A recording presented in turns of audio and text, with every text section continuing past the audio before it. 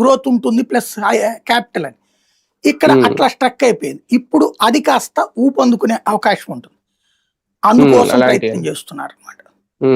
అంటే real estate ఊపందుకుంటది ఒకవేళ. అదే కదా డెవలప్మెంట్ కి ఇప్పుడు కొలమానం ఏంటంటే ఎంతమందికి ఉద్యోగం ఉపాధి కాదు, రియల్ ఎస్టేట్ పెరిగిందా లేదా అన్నదే వాళ్ళ రోజున డెవలప్మెంట్ కొలమానం. సార్ కానీ ఒకటి 29 గ్రామాలను బేస్ చేసుకుని వైసీపీ కూడా ఏమైనా రాజకీయం చేస్తుందా? 29 గ్రామాలకు అన్యాయం చేశారు, ఫ్లైట్ ఫిరాయించారు, మాట మార్చారు అని చేయడం, అదే నేపథ్యంలో వాళ్ళ స్టాండ్ ఏంటి అని చెప్పకపోవడం, అంటే దీన్ని బేస్ చేసుకుని వైసీపీ కూడా ఏమైనా రాజకీయం చేస్తుందా? అంటే ఇక్కడ ప్రాక్టికల్ గా ఒకటే అంశం, మనకి ఎంతవరకు అవగాహన ఉంది అన్న దాని మీద ఆధారపడి ఉంటుంది. రైతుల అవగాహన రైతులకు ఉంది, రాజకీయ పార్టీల అవగాహన రాజకీయ పార్టీలకు ఉంది.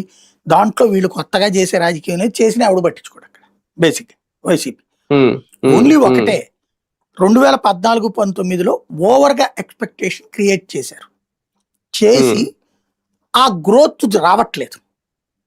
ప్లస్ అనేక మంది రైతులు ఎవరైతే రైతులలో ఇప్పుడు 29,000 ఎకరాలు, ఇది 29,000 మంది రైతులు 33,000 ఎకరాలు.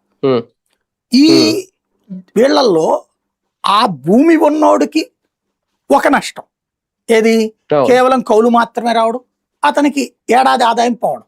అట్లాగా 4 ఏళ్ళు అనుభవించారు.